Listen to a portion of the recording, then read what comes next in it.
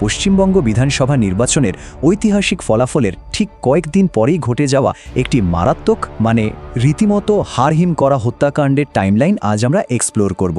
কিভাবে একজন অত্যন্ত গুরুত্বপূর্ণ রাজনৈতিক সহকারীকে টার্গেট করা হলো, শুরু থেকে শেষ পর্যন্ত ঠিক কি ঘটেছিল, চলুন ইনভেস্টিগেশনের একদম গভীরে যাই।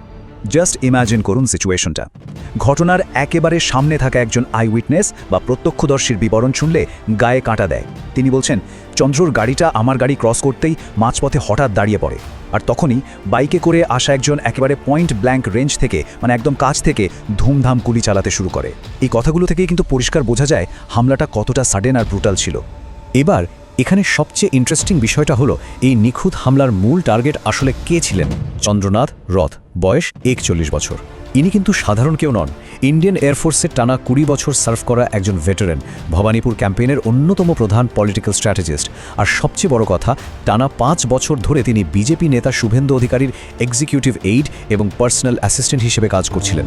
বুঝতেই পারছেন মানুষটা কতটা ডিসিপ্লিনড আর অর্গানাইজড ছিলেন। The set up and surveillance a pre planned operation. ইনভেস্টিগেটরসদের মতে এটা কোনো হঠাৎ করে হওয়া ঘটনা নয়।